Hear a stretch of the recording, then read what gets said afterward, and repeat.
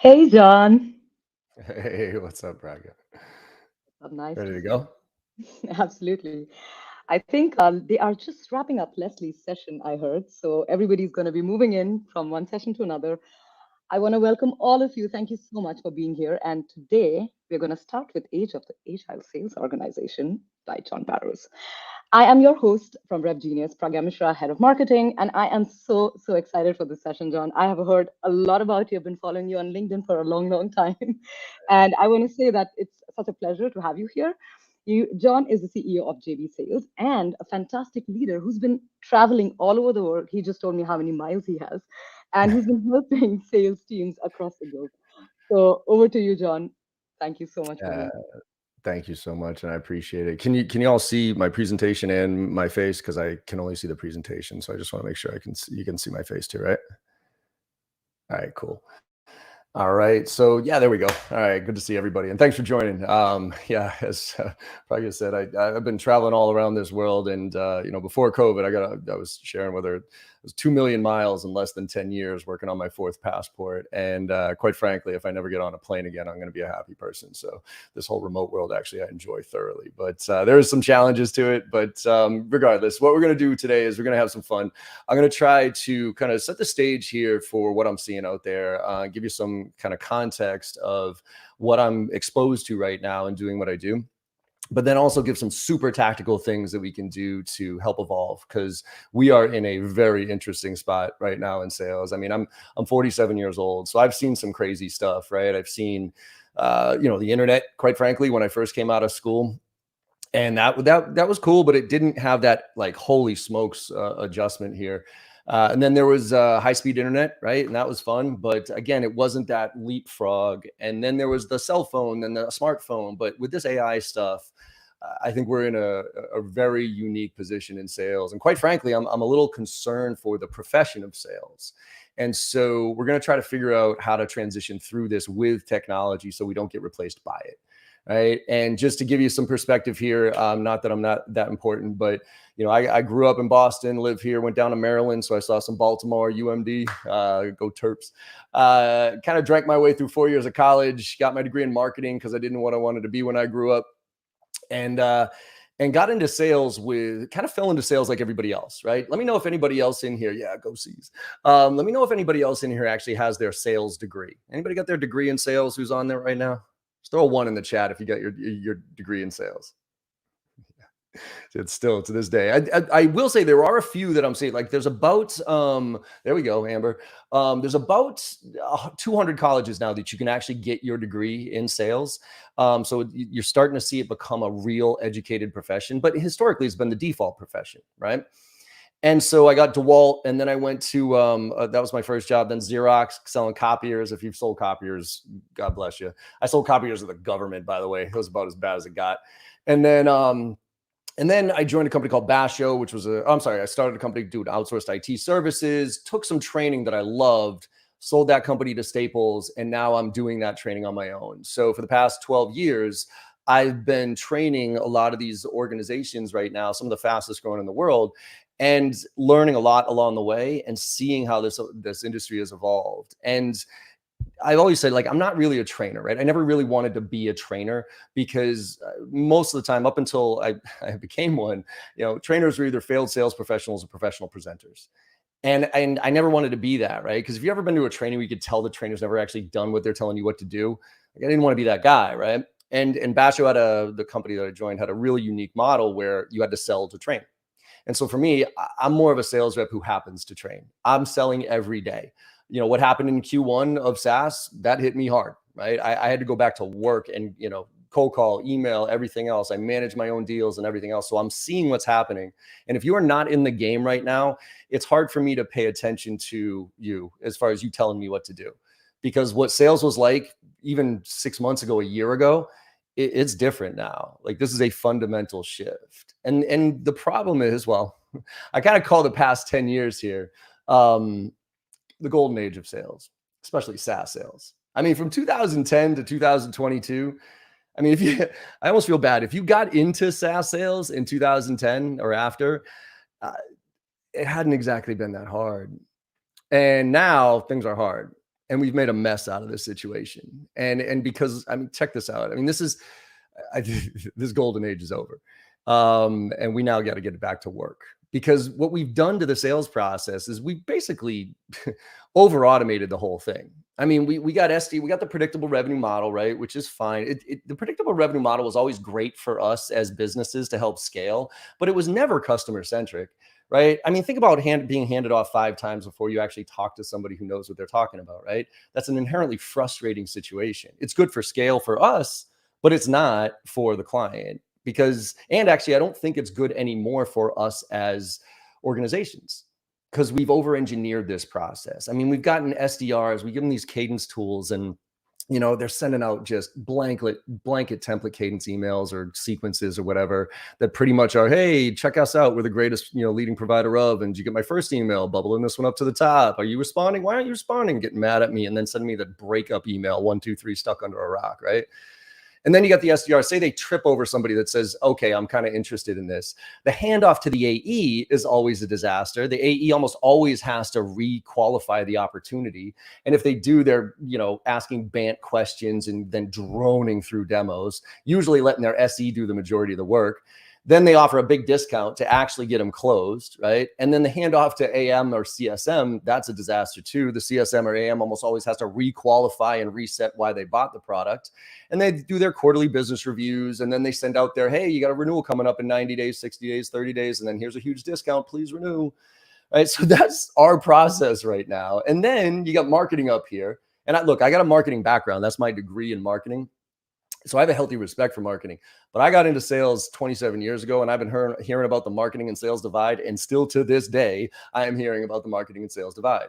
And marketing's up there doing their thing and coming up with content, right? And some of it's good, some of it's not, but the sales reps almost never use it. And then you get the customer down here doing whatever the hell they want, right? And there's no linear sales process or buying process. They come in and out whenever they want. And we're trying to figure out how to force them through our process. You add social on top of this and you start getting really messy, and then all of a sudden OpenAI, ChatGPT, AI comes out, and that was like just a thud, right? I mean, when that hit in January, February, it was like a holy smokes, right? Like, what is this? And now I'm seeing things elevate faster than or evolve faster than I've ever seen in my life. I mean, like I said, what worked 6 months ago is not working anymore. And so if you are not agile right now, if you are not leveraging this technology and figuring out how to adapt to it, we're going to get smoked. And so this is us. This is sales, right? And I don't think it is. This is trying to engineer the sales process and remove the human element from it, which is very dangerous as far as I'm concerned. And it's no wonder why Gartner, actually, I just saw this presentation. I had to do a screen share on it because I had to copy it from their presentation, but they'll probably get me in trouble here. But Gartner put this report out recently where they looked at Gen Xers, millennials, and baby boomers, and they averaged them out. And these are B2B buyers. And they found that on average, 43% of clients want a rep-free experience. Think about that for a second. They don't want a sales rep involved at all. I mean, and this is scary because, think about Gen Z coming in, right? So you got this, you look at that mess and you wonder why people don't want us involved in the sales process, because we're just not adding any value, right? I mean, we're asking our questions. Everything's more self-centered around us. We got to check that box to make sure they go to that next level. There's no really human engagement, right? I mean, we train our sales reps to go through the whole presentation, and then they go through the whole presentation with every client like they're going to get a badge at the end of every one of those presentations. There's no engagement. The art of selling is actually lost quite a bit. And I think we've lost a lot of the fundamentals too, because of what's happened over the past 10 years. I'm watching sales organizations start to fall apart because there's this false sense of security about how good we were over the past 10 years. And by the way, I'm putting myself into that bucket. We got lazy. I got lazy in the past 10 years. I just kind of took things for granted. I was like, oh man, revenue's here, money's free, let's go, right? And yeah, I think we got to get back to some fundamentals here. So like this is the bad news, okay? The good news is that the people that did not want a sales rep involved in the sales process had a 23% higher regret rate from what they bought. So if you think about that for a second, those people that did not want a sales rep involved, they regretted their decision 23% of the time more. That's a pretty significant percentage right there, which tells me there is a lot of value for sales reps to bring to the equation still. It's just we got to reshape what that value is. And we got to ask ourselves this question, right? What can we do that a computer can't? And that's a real question. And it's getting real hard to answer that question, quite frankly, right? Because now, I mean, chat, think about it for a second.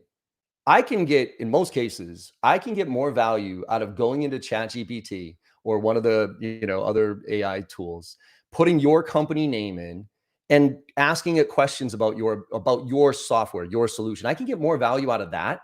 Hey, tell me about, who are the top 3 competitors here? How do these features compare? Whatever it is. And I get more value out of that than listening to some kid who's going to get on a call with me, ask me some basic questions, and then drove through a presentation that I'm not interested in. So there's a lot of stuff that computers can do. And the question is where do we fit? And this is where I got to meet Gary Vaynerchuk. I don't know if some of y'all know Gary V, but he's a little crazy, but he's cool. Back in 2017. And it was right when I had seen this AI email. This was way back, way before all this ChatGPT stuff. A couple of reps had left Salesforce and they reached out to me and they say, hey, John, we created this artificial intelligence bot that creates super highly personalized emails at a fraction of the time. And it's based off of your email. We want to show it to you. And I was like, yeah, all right, whatever. Right. I was like, sure, fine. I'll take a look. And what they sent me blew my mind. I sent them an email back. I was like, there was no human involvement in writing this. And they were like, no human involvement other than picking the article to use from our app. And oh, by the way, it took 70 seconds. And I was like, crap. And right then I had this session. So Gary has this 4D session where you can go to his office, sit down with like 15 other entrepreneurs. He brings in all the executives to tell you what they're doing with some of the biggest brands in the world. And then at the end, he does a Q&A.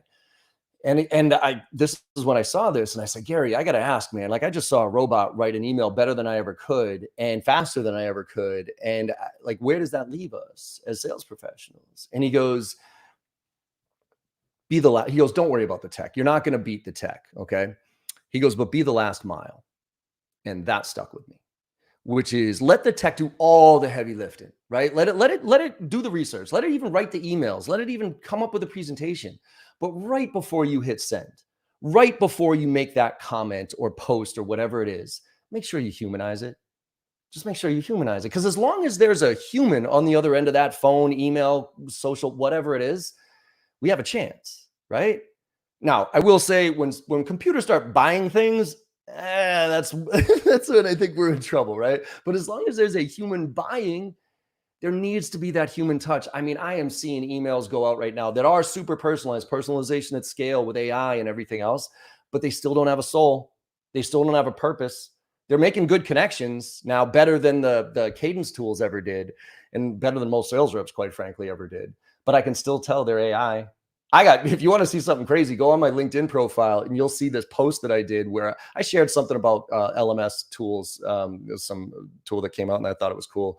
And all of a sudden, like 5 posts right in a row came up and they all had a similar format with a similar saying. And I was like, oh, you shit me. I'm like, are they automating? They're automating comments on LinkedIn now? And I actually took that and I sent it to LinkedIn because I'm part of their insiders group or whatever. And I was like, I think this is an existential threat, because if I can't trust that all these comments are even real people at this point, what's the point? Right. And so when I posted it and then I took a screenshot of it, blanked out people's names, and I was like, you got to stop this. Because if we're automating, right, AI is meant to give us a lot of tools, and I'll show you some examples here. But automating everything is where we lose it. We lose our value. Now, creating efficiencies with it, using it to curiosity, helping us educate, absolutely. As a co-pilot, absolutely. But as an automation, what's the point, right? And that's where a lot of these reps are looking for these solutions to silver bullet, automate all these other mass scale. I don't need you as a sales rep if you figure that out, quite frankly. Because if you do figure out how to do it really efficiently, well, then thank you. Let me just use that prompt or use that tool or whatever it is, and I don't have to pay you 100,000 OTE to sit there and push buttons. So we got to wake up right now, and we got to figure out a way, because there is an argument right now, quite frankly. I've talked to over 100 CROs this year, well over 100 CROs. Almost every one of them has either gotten rid of or significantly restructured their SDR, BDR orgs, or at least thinking about it, right? And there is an argument right now to rip and replace, to just burn it to the ground and start over with, non-legacy systems like AI native systems and AI native reps who can leverage these systems more efficiently in different ways than trying to turn the Titanic with what we've built here. There is an argument for that. Now, I don't agree with that argument. I think we need to transition through this. And the way that I'm coaching and working with a lot of my clients on that is to think about your sales org, and I don't mean sales, your revenue org, quite frankly, I should say that, as a sales lab. And you know how engineers have hackathons, right? They kind of pick something, write something, whatever, and they kind of nerd out on it for a little while. Well, I think we should do the same thing in sales.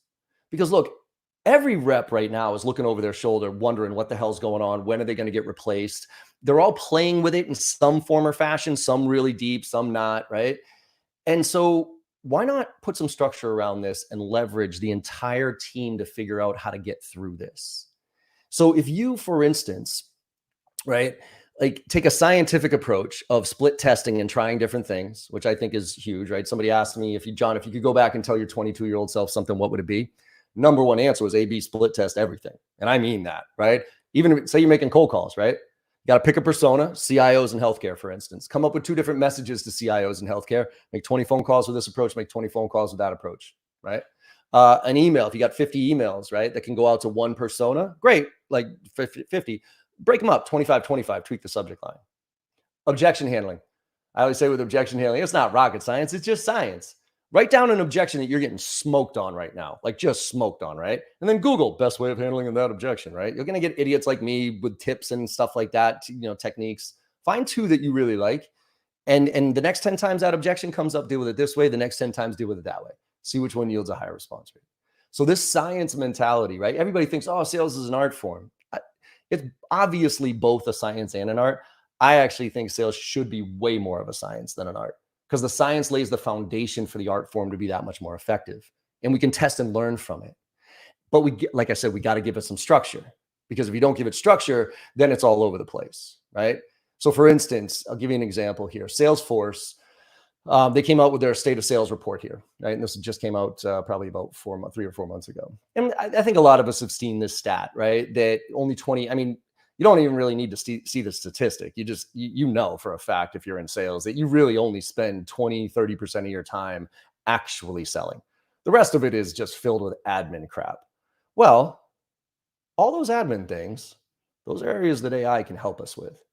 And if we can get time back to spend more time actually engaging with clients, actually selling, well, then now we can start to actually move the dial a little bit. And so when I talk about a sales lab, here's some advice, right? Or something to think about. Friday afternoons from 2 to 4 o'clock, right? Whatever. Everybody get together.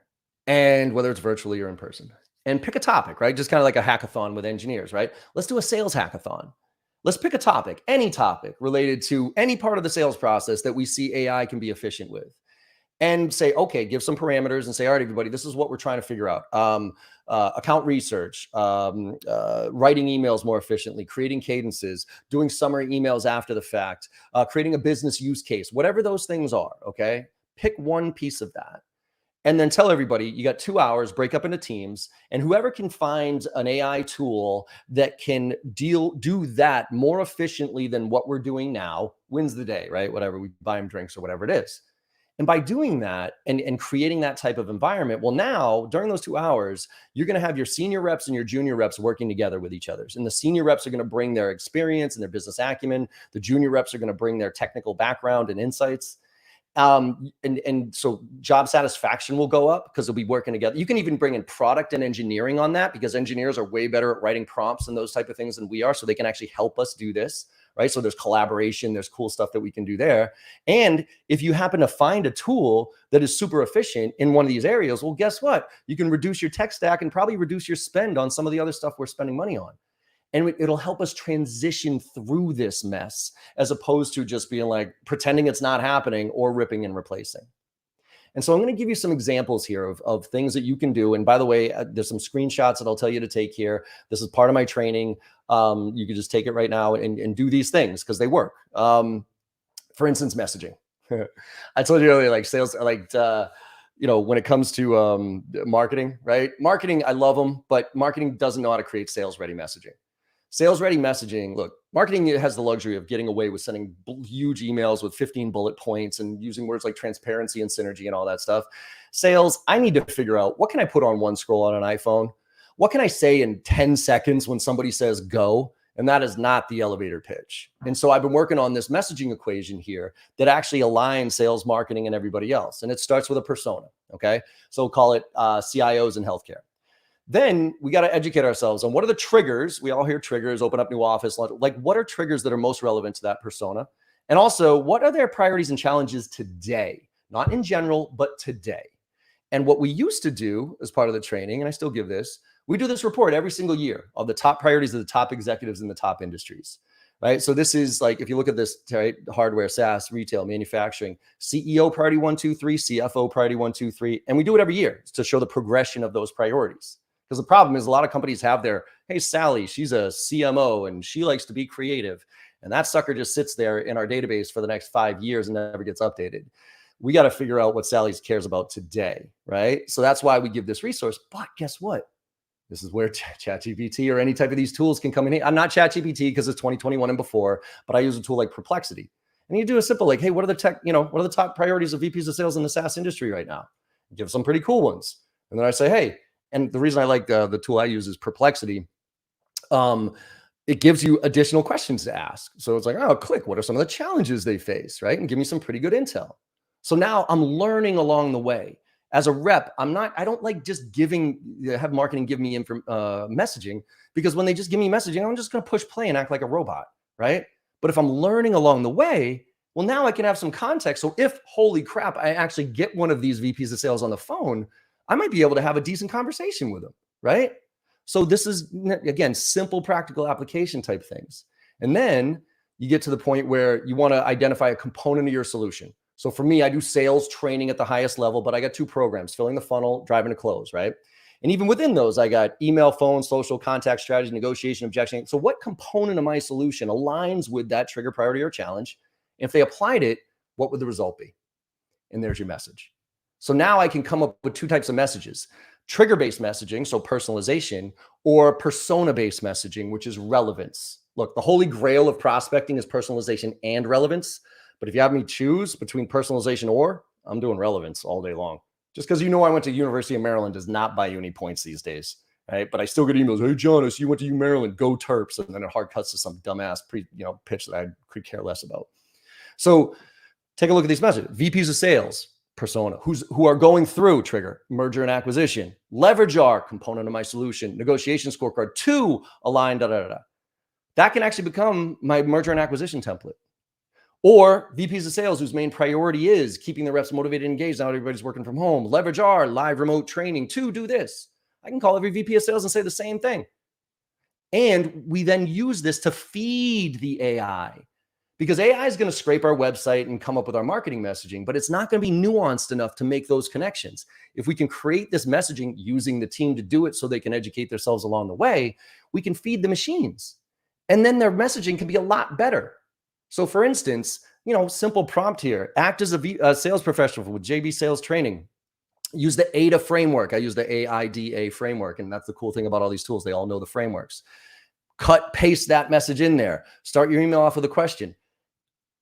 It's not terrible, and you see if you can tweak these prompts well enough, you train them well enough, then you just get that prompt and then it's just a plug and play. So we're getting business acumen because we're learning about this stuff. We're learning about the technology and we're using it, but we're not using it to replace ourselves.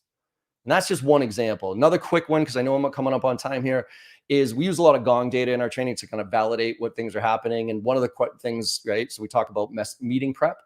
Well, Gong talks about how the best sales reps kind of frame their conversations around 3 to 4 problem-oriented topics. Well, hey, remember those priorities? Hey, VP of sales, what are their main priorities? Prompt number 2, what are the 3 problem-oriented topics I should frame my conversation around when I meet for the VP of sales? And again, this isn't something I'm just going to cut and paste. I'm going to use this to learn. Like, actually, those are pretty solid, right? Or I don't know if I like those. Let me see a couple of other ones, right?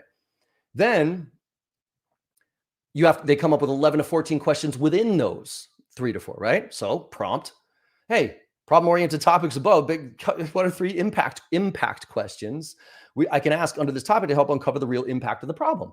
Cool, those are some decent questions, right? And again, not because I'm just going to ask those questions. I'm going to use this to learn. I'm going to use this to be curious so that when I'm in front of the client, I can be that much more curious. So by putting this stuff together and taking a scientific approach and putting some structure around leveraging both the business acumen of the senior reps, the technical acumen of the junior reps, and some of these tools out there, we can become the Iron Man or the Iron Woman of sales. And this is the vision I want you to leave with. This is what we have to be. I know we said age of the Agile sales org, but I think we're in the Iron Age, Iron Man, Iron Woman age of sales. Because think about Tony Stark, right? As a human being, he has it all. He's rich, he's good looking, he's super smart, jerk, right? Whatever. Anyways, but for him to go out and fight all these aliens, right? He'd get smoked as a human being. So what does he have to do? He has to create the suit.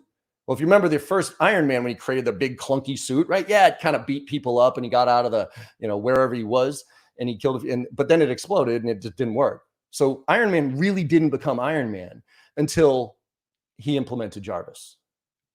Then you have the human, the tech, the suit, and the AI, and you can go out there and whoop some ass.